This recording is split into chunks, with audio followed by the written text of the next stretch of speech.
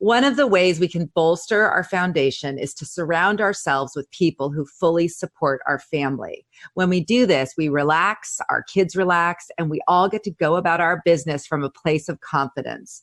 Community changes everything. It lifts us up. It deepens our well of resources. It fuels our bravery. It allows us to be our authentic selves. It reminds me that we and our children are not alone. It's time we ditch the doubters, skeptics, and those who'll never get it, and instead surround ourselves with our people.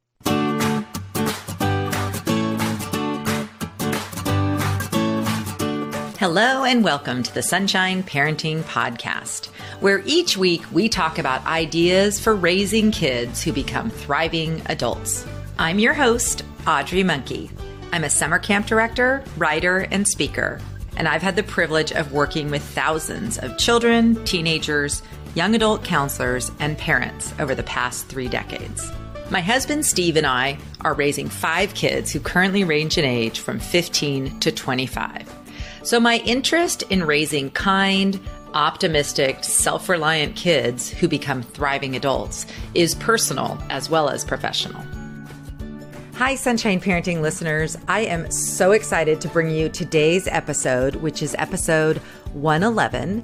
And I'm chatting with Debbie Reber. She is the founder of Tilt Parenting, which is not only a podcast and a website, but an entire community of parents of what she refers to as differently wired kids. Today, Debbie and I are talking about her book, Differently Wired: Raising an Exceptional Child in a Conventional World. I talk about this during our chat, but I just want to make sure I mention it right now because some people might think this episode is not for me because my child is not differently wired. But I will just tell you that it definitely is. Her book and her website are for all parents. The tips that she shares and the ideas and important paradigm shifts that she discusses in her book are so important for all of us who are parenting or working with kids. So I urge you to listen whether or not you think you or your children are differently wired.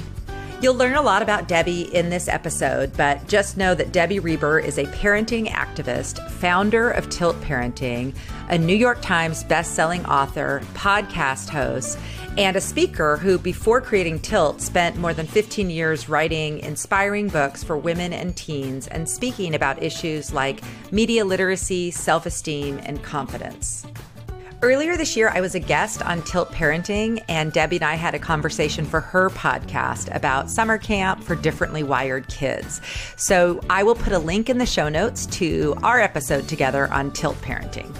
I've become a super fan of Debbie and her work. Her book was so inspiring and hopeful, and I learned so much from her, from both her book and our conversation today. So I hope you enjoy getting to know Debbie in this episode of the podcast, episode 111. Enjoy. Today on the podcast, I am so excited to have Debbie Reber. She is the founder of Tilt Parenting, a very popular and amazing podcast, as well as the author of the new book, Differently Wired: Raising an Exceptional Child in a Conventional World. Welcome to the Sunshine Parenting Podcast, Debbie. Thank you, Audrey. So why don't we start? There's so much of your story that I love. This book is incredible. And as I said before we started recording, I wish if people could see the video of our talk, they would see that I ran out of stickies to put in my book, in my copy. So first of all, I just want to share that I think a lot of parents might look past this book because they don't think their child is differently wired. And I would like to urge all parents to pick it up because everything you share in your book is helpful for all parents of all kids. So even though your main audience or the group that you're writing to is for this population that needs extra support, I really found everything in your book very much resonant with what I believe all parents need to be doing. Thank you. I've heard that from other people as well. And I think, because at the heart of it, it's really about knowing who your child is, which is what every child deserves. Absolutely. And I think that the other thing that resonated with me is there are many well, first of all, I think when people read the book, they will see more of their own differently wired things as well as their children. And there was a part, and I don't know which page it was on, where you talk about how sometimes people are just kind of under the radar. Like maybe they're not going to get diagnosed with something, but parents just sort of know that their child doesn't move through life, kind of the same way that other people do. So things are just harder, whether it's social things or school things. And so, maybe their child isn't disruptive or their behavior isn't drawing attention to them, but they still would benefit from all of us being just more aware of just how they're different. Yeah, I always say many of the kids in my community may not have any formal diagnosis, but a lot of them are just maybe even extra sensitive. Like there are so many sensitive souls coming into the world, and who have heightened anxiety and are just more kind of tuned in, and the world's an intense place for them. So parents know, as you said, that there's some area of your child's life where they're not thriving because of who they inherently are. Oh my gosh. It's just, so when you define, and this is just to start, what do you define as differently wired? Just kind of explain that concept. I wanted to cast kind of a wide net because so many books or communities are focused on very specific neurodifferences, the ADHD community, autism community, gifted community. And I really wanted to make this inclusive of really any sort of neuroatypicality, because there are so many of us. Yet when we kind of stay in our little buckets, we don't get to tap into the collective and really recognize the power in our numbers and why things really do need to change. So I really do include any sort of neurological difference. I will say that, my community in particular is more for kids whose differences are more invisible. So it may not be as noticeable, or people from the outside may not recognize there's anything going on. So that's really keeps this population particularly stuck because there's a lot of just misunderstanding. Oh, yes. Tell a little bit. I love actually just hearing a little bit about your story, that you started actually writing YA and nonfiction for girls. So why don't you just kind of briefly tell the story of Asher and how you pretty much switched career direction and what you write about because of your son? Yes. So I have just the weirdest resume. If you were to look at it, it's just all over the place. So I used to work in kids TV and video production for years. And when I left that in 2003, it was to work in support of teen girls. So I always volunteered for teens. That was just where my heart was because I was a recovering teen. And so I kind of married my writing abilities with that wanting to support teen girls. And I did that for many years. I wrote a number of books, self-help primarily for teenagers, and would speak at conferences, and that was my space. And then I gave birth to a son, and not just a son, but a differently wired son. And suddenly I just felt, there's a big disconnect here between my work and my life and how I'm spending my time. And so I do have all these skills, not just the writing skills, but avid researcher. And I'm really good at kind of curating and then sharing it in a way that other people can get what they need. So I just, at a certain point in discovering, okay, my kid's moving through the world differently. This is really hard to figure out. And if I'm struggling, there's a lot of people out there struggling. And I just made this conscious choice to pivot and to take all of those skills and talents that I have for curating and creating content and support other parents like me. It wasn't an easy decision to make, I'll just say, because I loved the other work. I'm still passionate about supporting young women, but it just felt like where my work was supposed to go in the world. And it's been so wonderful to be able to do. Isn't that amazing how it just is a good example of this thing about how sometimes our biggest challenges become like our biggest gift. Mm-hmm. And I have to say, there was one thing, and I don't know that other people would have pick this out as much, but there was one part of your book when you wrote about how you and Asher you read the book, The Miracle Morning, which of course, since reading your book, I've now researched and I downloaded the free first 2 chapters. So now I want to do it too. But when I was reading it, what really struck me is you did this journey together. with your son, that you were learning about how to help him navigate the world and then how to help you navigate the world as a parent, because there weren't good resources and tools available. And it's beautiful the way you tell the story, because what I gained from it is you figured out how to embrace your son and all of his strengths and his uniqueness and help him become his best self. And you helped him be able to articulate to the world who he is and what he needs. And I get chills even thinking about it, because the difference between when you're able to tap into your child and tell them, okay, you don't have to be sorry for who you are. Let's just figure this out. What are tools you need? What are things that we can do to make this life better for you? Where can we, plug you in where you're going to really thrive? And it's just a beautiful story. I mean, it really is. It's like a memoir and all you learned all in one. So how old is Asher now? I'm just curious, because I know when books get written, how old is he now? So he's 15 now. Oh my gosh. Yeah. Okay. And are you still homeschooling him? I just stopped homeschooling him this year. So I did it for 6 years. Okay.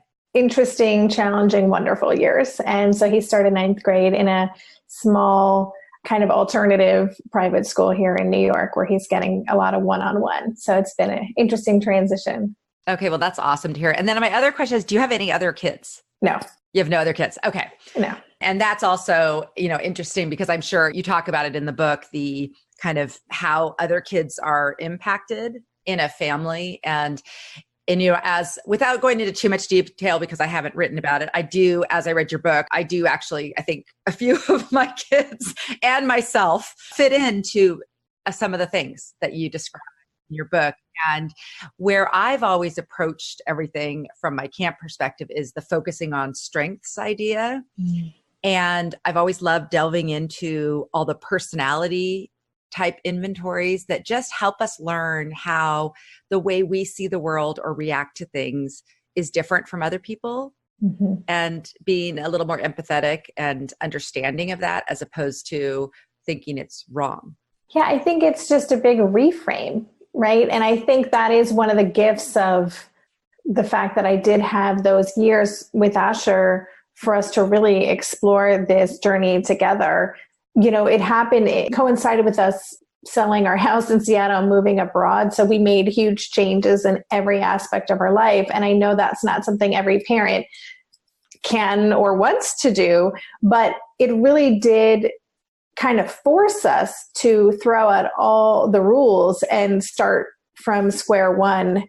And that was a gift. And that's something I really try to share in the book is, really how to focus on who your child is, really getting to know them as an individual and not worrying so much about getting back on the right path or getting the right grades at the right school. We're really looking at this person as an individual human on their own incredible journey.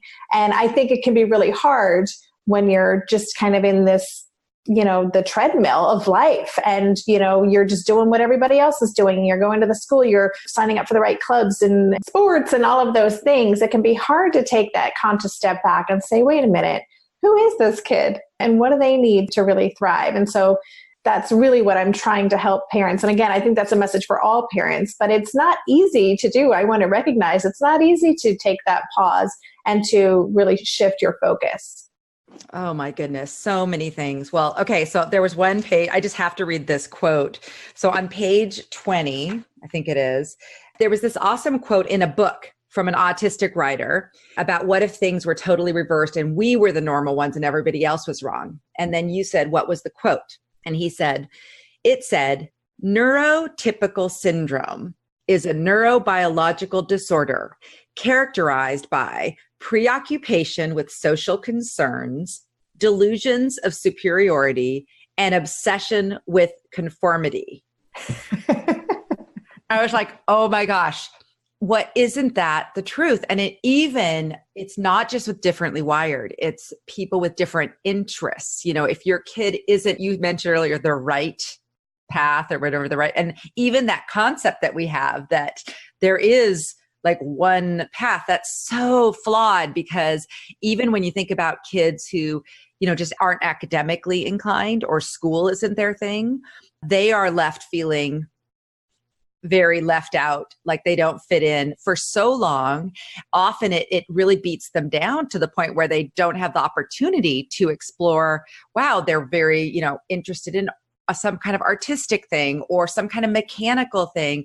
And I think we just have a real problem. And I started thinking too about the impact of not letting kids be who they really are, and exploring that is, I think, coming out in these mental health, the rise in mental health disorders, the rise in substance abuse among adolescents and young adults, the rise in suicide. I mean, all of these things can kind of go back to the same idea that if you don't fit into some kind of pre-prescribed thing, the world is hard. So I just love that you just were not going to let this world beat down your sweet little son, who was made to feel that he had to apologize for who he was, just for being. And when we learned about Asher, oh my gosh, I love this kid. I'm reading about him, his intense interests, his just curiosity, all of the things that you talk about that are such amazing traits that would have been stomped down had you not really had the insight to realize, wow, this isn't working for him. And, people really poo-poo homeschooling. And you even were not someone who was like typically planning on homeschooling. But even your phrase, I don't know if you remember what you would tell people who would say, well, what about the social this or whatever? You had a phrase that you practiced that I loved. That. What do you remember what it was? I don't remember. I had lots of little scripts that I would have to say to people. I think it was something about like traditional school just, hasn't been a good fit for him or something like that. It was something just very... I said my son didn't thrive in a traditional school environment. That's what it was. Yeah, I love that. My son didn't thrive in a traditional school environment. Just shut him down. So there's three things I know, because we have limited time. And as I told you, I could talk to you all day long, but there were three key takeaways that I wanted to just talk about today and have you just talk about. And then, like I said, I just really think all parents should just pick up your book and start listening to your podcast.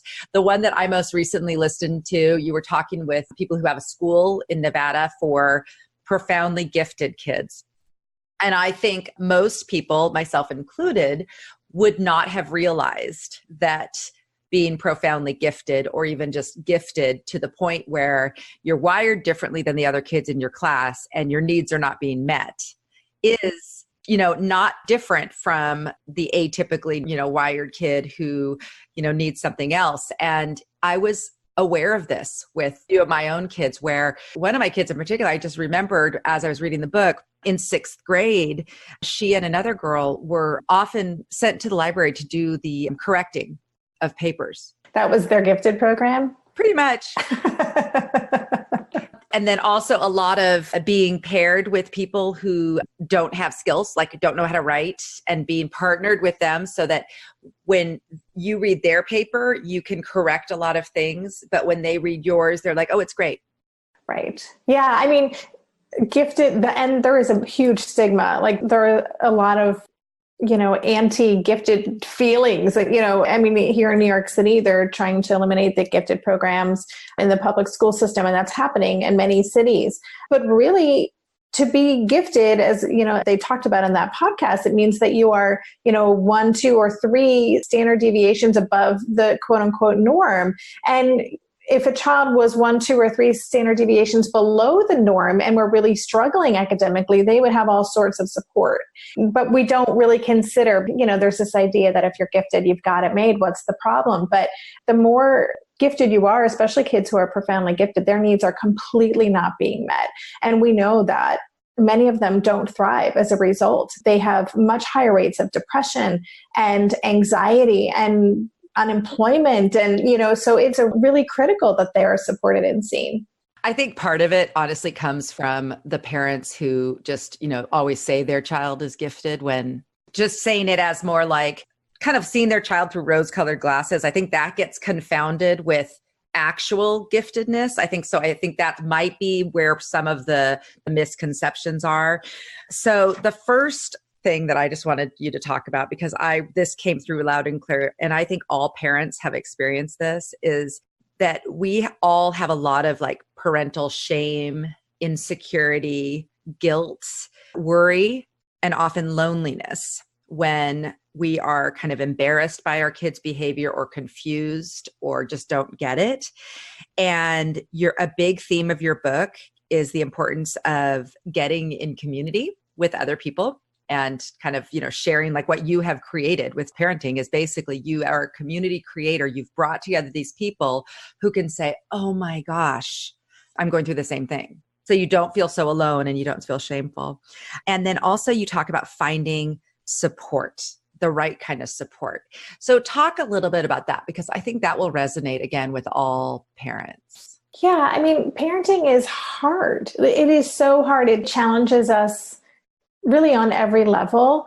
And it's certainly not exclusive to parents of differently wired kids. And so I think finding people who understand your experience and who you feel open and free to share with about the hard stuff, a community where you're not going to feel judged or shamed, because there is a lot of judging in parenting. Let's just put it out there. It's pervasive and it's really harmful. It hurts us. And really, when people are judging, it's triggering their own insecurity. So I really think it's so important that we find safe spaces to connect and to share, to recognizing spaces that aren't safe as well. And don't try to share in those spaces, because it's not going to feel good. You're going to end up throwing your kid under the bus or making decisions to fend off embarrassment or something that aren't actually in the best interest of the child. They're in the best interest of your ego. So it is really important to kind of get clear and remember like what our core, goal is here. And that is to support these kids in becoming who they are. And, in terms of getting support, I just am a huge fan. When I go through challenges, I reach out to a parent coach. My husband and I have worked with a couples counselor at one point so we could get on the same page. I mean, this is hard stuff, and there is support everywhere. It just exists everywhere, especially in this day and age of, people like us who have podcasts and online communities. And so it is really important to seek out and really get the specific help that you need. And you also mentioned just listening to the right voices, you can't make everyone happy or be worried about what everyone thinks. Instead, figure out who your main people are. There's a couple different places you put this, but there's a beautiful quote on page 217. I wrote, beautiful quote. One of the ways we can bolster our foundation is to surround ourselves with people who fully support our family. When we do this, we relax, our kids relax, and we all get to go about our business from a place of confidence. Community changes everything. It lifts us up. It deepens our well of resources. It fuels our bravery. It allows us to be our authentic selves. It reminds me that we and our children are not alone. It's time we ditch the doubters, skeptics, and those who'll never get it, and instead surround ourselves with our people. Oh my gosh. Who wrote that? That's good. I like that. It's so good. It's you. Okay. So that was one thing I think all of us can benefit from, is just remembering we've got to have some of those people, the people we can call and say, oh my gosh, I lost it today with my kid because they did this and it was one of my triggers and I need to figure this out. People that we can be real with. Next thing that I love just thinking about is that whole just helping us embrace our kids' strengths. And we kind of touched on it, but really I guess to me, one of the things I've talked to thousands of parents over the years who call me because they want to tell me about something special that's going on with their child before they come to camp. And usually when they call, they'll say, well, this is just, really a unique thing. Maybe they're still wetting their bed and they're older, or there's just something going on that is atypical. And almost every time I'll say, oh, well, I know lots of other kids who've the same thing. And they're like, oh, you do? I say, oh, yes, we've had lots of other kids. And I think that, as it kind of relates to the thing we were talking about before, but people don't want to share often these things because they're embarrassed about them. They think maybe their kid's the only kid who in fourth grade is really struggling with friendships or having a hard year socially. And as soon as they realize that, oh my gosh, this is not just me, it changes everything. So I think that whole thing about embracing and accepting who you actually are, and sort of in a way, I don't want to discount the actual very more severe kind of, differently wired atypicalities that really make it like difficult to be in a normal mainstream setting. But I think there's some benefit in sort of thinking that all of us have some kind of special need or different wiring. What is your thought on that? Yeah, I mean, I'm really an advocate of us speaking out loud about things, because I think, when we are kind of hiding in secrecy, or we don't want to talk about these things because we're afraid our child's the only one, that our kids feel that, sense of, they might make up stories about what's going on because if they think it's this big family secret, but also it prevents us from normalizing what we know is pretty normal. So I do think it's important I think it's part of the process is for us to speak more openly without fear. I mean, easier said than done, but without fear or shame or worry. That's part of the accepting process of knowing that there is no one way to be normal, and the more we can speak out loud about our experiences, everyone's going to feel less alone ultimately. We're going to be, this is my big grand vision, but I imagine we're going to create a more accepting society if we stop kind of shaming certain behaviors or ostracizing people or making them feel like they're aberrations when really they're just a different way of being. And I have found, and I don't know, this is something, the way you had a couple of different stories of kids who are able to articulate to people things about themselves. Like, I get fidgety when I have to sit for a long time. So it's better for me if I can stand. Even a kid being able to articulate that and being able to like kind of own themselves and be able to tell people what they need. Oh my gosh. When campers can come to camp and sit at their first campfire and say to their cabin mates, I have something called Tourette's. And so that's why when I do this thing with my eye or I have this twitch, that's what's happening. It's something in my brain. So whatever. The other kids are generally super accepting. We had a beautiful situation this summer, which I'll have to tell you about in another talk, but basically a boy on the spectrum, his dad, who's actually a psychologist and, was a psychologist before this, but they have other 3 neurologically wired typically kids. And then the son, he spoke to the cabin group before the session. And it was a lovely thing to watch because they understood, the other kids did, and the counselors, it was fine. There weren't those moments where people are like, why is he doing that? Exactly. Yeah. And and he was calmer and didn't have any behavioral like issues because people understood him. Yeah, I think that's one of the biggest gifts we can give kids is the opportunity to truly know themselves and understand how their brain works and what's going on, and then how to advocate for themselves, how to speak up. But I love that story. That's kind of my big dream, one of my many dreams. But I love the idea of like in preschools and elementary schools, having some kind of curriculum or whatever it is, but let's talk about these things. We know that in any classroom, at least, 5 of those kids in an average size classroom have differences.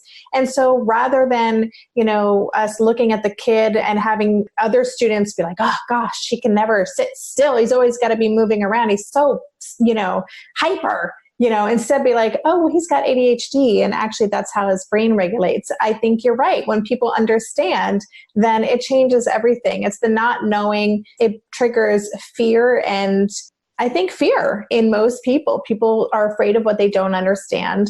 And again, in a society that really puts so much weight on conforming and fitting in, when we don't understand something, then we tend to make up stories about it, or we just kind of push to the side. But once we know, it changes everything.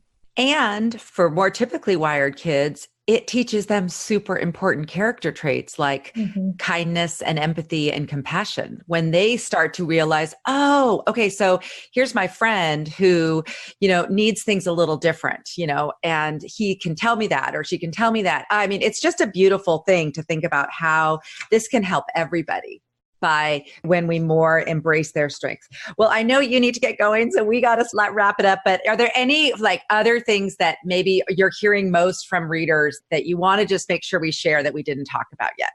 One of the things I'm really thinking a lot about and have talked with many parents about is just how important it is to respect our child's timeline. And I think this goes for any kid as well.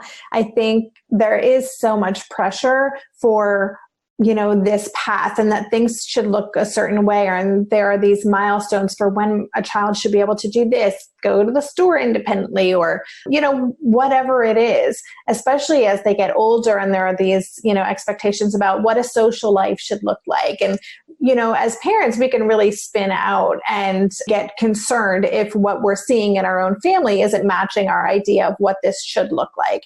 And so I just am really trying to emphasize that every child's on their own timeline. We talked about strengths. Everyone, they're growing in strengths and they may have some lagging skills, but they even out eventually. And so if we can really just keep our eye on the goal, which is, again, to raise a responsible human being who knows themselves, who understands what they need and has the tools they need to reach their potential, that's what we're going for. So this kind of little minutia in the day-to-day that we get into conflict about and stress over so much, maybe not so important. Oh my gosh. Well, that's the perfect place to end. I just am so excited to be connected with you. I want to have you on again, so we'll have to do another one. I love that. Yeah. But have a great rest of your day, and thanks so much for being on, Debbie. Thank you, Audrey. Great to talk to you. Thank you so much for joining me and Debbie for this episode of the Sunshine Parenting Podcast. I hope that you will be inspired to pick up a copy of Debbie's book, Differently Wired: Raising an Exceptional Child in a Conventional World. As always, you can find notes, links, resources, and all of the show notes from this episode by visiting my website at sunshine-parenting.com. Search for episode 111. If you enjoy the Sunshine Parenting Podcast, I would so much appreciate it if you would share an episode that you like with a friend, or take a moment to give the show a rating and review on iTunes or wherever you listen to podcasts. Every week, I send out a short email with links to my most recent podcast episode, blog posts, and other articles, books, podcast episodes, and resources that I've found helpful in raising thriving future adults. To subscribe to my emails, you can text the word HAPPY to 345-345. Thank you so much for listening to this episode of the podcast. I'm grateful to be on this journey with you, raising a generation of kids who become thriving adults. This podcast is a proud member of Parents on Demand, a network of high-quality shows for families just like yours. Download our free network app on Apple and Android and listen to your favorite episodes on the go.